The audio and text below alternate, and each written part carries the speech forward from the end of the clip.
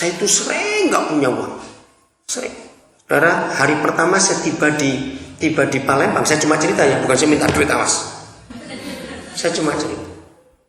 Uang saya di dompet tinggal 36.000. Saya harus beli sandal dan beli air minum.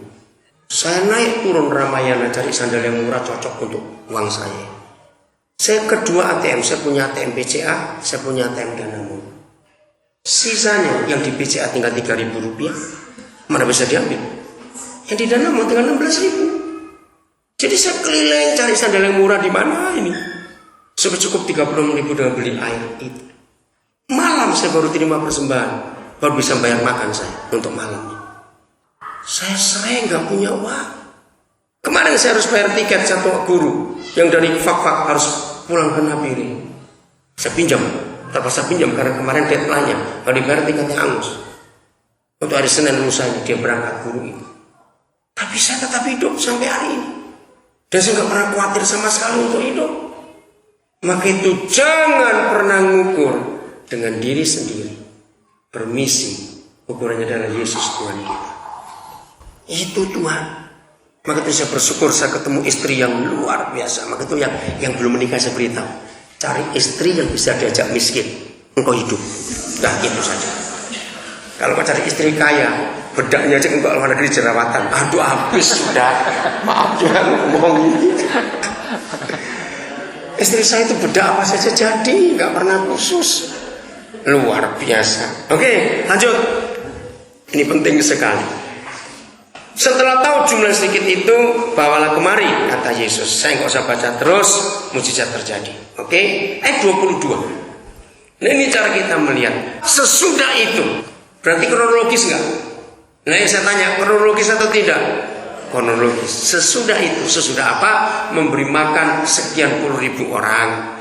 Yesus segera memerintahkan murid-muridnya naik ke perahu dan mendahulunya ke seberang. Sementara itu ia menyuruh orang banyak itu pulang. Nah, setelah kenyang baru disuruh pulang. Maka itu orang pelit, awas. Kalau saudara tahu ada orang lapar, Tuhan berkati kamu, pulanglah. Goblok kamu yang nyuruh pulang. Duitmu ada kok nyuruh orang lapar pulang. Orang lapar jangan pulang. Kasih makan dulu. Tolong ya, Proses SCT, pakai cara saya itu. Saudara, saya hamba Tuhan yang cukup radikal dalam firman. Begitu radikalnya, catat ya, tolong semuanya. Kalau ada maling masuk ke rumah saya nggak akan teriakin. Saya akan sambut dia baik-baik. Ayo duduk dulu. Siapa namamu? Karena cari jiwa itu susah. Ini datang sendiri. Loh serius saudara, itu arti saya pada maling pun saya akan sambut. Nah, ada yang tanya, kalau bawa parang bagaimana Pak? Nah, takut mati. Yang takut mati belum Kristen. Kenapa saya berkata yang takut mati belum Kristen? Karena takut masuk neraka. Buat saya mati itu indah. Saya pakai bahasanya Pak Roni Daud Simeon, mati itu merem di dunia malah di surga. Wah enak sekali dong. Amin. Nah kalau masih takut mati kau belum Kristen, bawa parang pun sambut, ajak duduk baik-baik. Benar.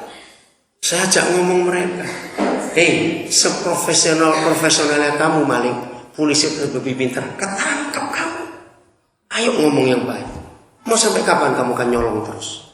Apa nggak malu anakmu, istrimu, kalau punya bapak maling? Ajak berpikir baik-baik, ajari kehidupan. Berapa banyak saya memberi modal mereka untuk hidup. Entah mau tambal ban, entah mau jadi pemulung. Ayo, ajari mereka jadi pemulung. Kaleng-kaleng itu bisa kaya saudara. Betul tidak? Ajari mereka. Nah, jadi cari jiwa itu susah. Berkati orang itu dulu. Saya tanya kamu butuh apa sampai kamu harus maling? Anakmu perlu apa? Kalau saya punya saya beri. Kalau tidak punya saya besok balik saya mintakan teman saya yang punya. Tapi janji kamu jangan maling lagi. Enggak ada maling, enggak bertobat kalau ketemu saya. Karena saya beri makan juga sebelum mau pulang. Ayo makan dulu. Awas kalau ntar malam-malam masih ke rumahmu teriak-teriak, awas. Kau berdosa besar. Dan setelah orang banyak itu disuruhnya pulang, Yesus naik ke atas bukit untuk berdoa seorang diri. Baru kesampaian. Tapi lihat, ketika hari sudah malam, ia sendirian di situ. Para murid-muridnya sudah beberapa mil jauhnya dari pantai dan diombang-ambingkan gelombang karena angin sakal. Kira-kira jam 3 malam. Nah, kata ini penting. Ayo kita hitung. Menjelang malam. Kira-kira jam berapa tadi? Jam 6 ya. Oke.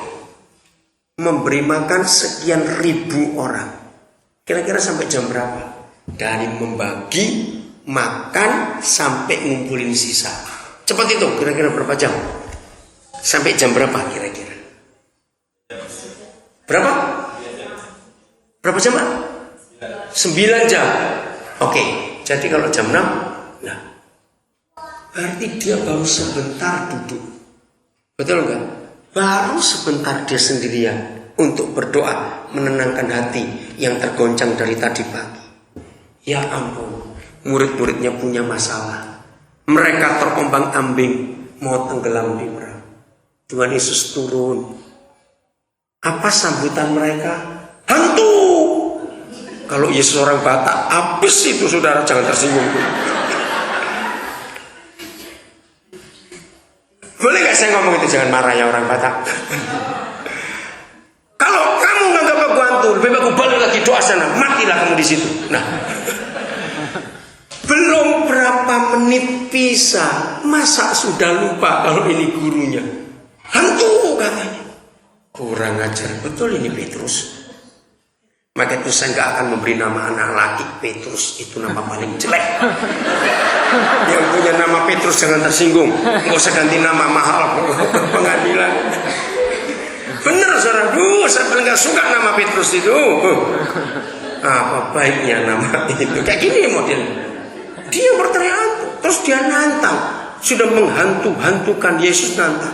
Kalau betul engkau Tuhan, suruh aku jalan di atas air. Ayo jujur, kalau Yesus model kayak kita, jawabnya apa? Ayo jujur, nantang loh ini. Ayo jawab apa saudara? Ayo coba tirukan kira-kira gimana? Nantang kau ya, nah, itu dia. Itu pasti orang Batak. Nantang kau ya. Saudara, tapi lihat cara Yesus melayani, itu yang kita harus kagum. Katakan amin. Silakan kamu jalan. Udah? Sampai jam berapa kira-kira? Dari jam 3 atau turun? Sampai itu. Kira-kira aja jam berapa? Susah beneran, saya cuma tanyain cepat. Kira-kira jam berapa? Dari jam 3 meneduhkan air, gelombang, muridnya Petrusnya tenggelam ditolong semuanya, kira-kira berapa jam? Sampai mereka tiba di pantai lagi. Jam 6 kira-kira. Jam 5, jam 6. Lihat ayat 34. Setibanya di seberang. Berurutan gak kisahnya? Urut. Setibanya di seberang, mereka mendarat di Genesaret. Ketika Yesus dikenal oleh orang-orang di tempat itu, mereka memberitahukannya ke seluruh daerah itu, maka semua orang sakit dibawa kepadanya. Mereka memohon supaya diperkenankan menjabat jubah-jubahnya. Dan berapa orang? Semua orang. Gak disebut berapa banyak. Kira-kira sampai jam berapa? Baru turun. Mau tenang dulu. Itu udah diketahui orang. Ayo jam 6 sampai jam berapa kira-kira? Ayo kira-kira aja cepat. Doakan orang, melayani orang. Sampai jam 10. Baik. Pasal 15 ayat 1. Kemudian, nah ini kronologis. Betul? Setelah itu siapa yang datang? Nah, kita tahu motivasinya? Tahu, untuk menjebak Yesus. Diusir atau dilayani? Jawab, diusir atau dilayani? Dilayani, saudara. Terus, ini panjang sekali diskusinya. Inilah hati Yesus. Ayat 29. Ada kata apa? Ayo ayat 29. Ada kata apa? Setelah meninggalkan daerah itu, daerah mana? Genesaret tadi. Pantai itu kan turun. Jadi berurutan tidak? Yesus menyusur pantai Danau Galilea. Nah, dia pikir gini, naik perahu ketahuan, lebih baik jalan kaki saja di pantai. Nyusur pantai, naik ke atas bukit, lalu duduk di situ. Sudah jam berapa kira-kira ini? Jalan, jam berapa? Tadi jam 10. Kira-kira aja jam berapa? Jam 12. Baru duduk. Lihat.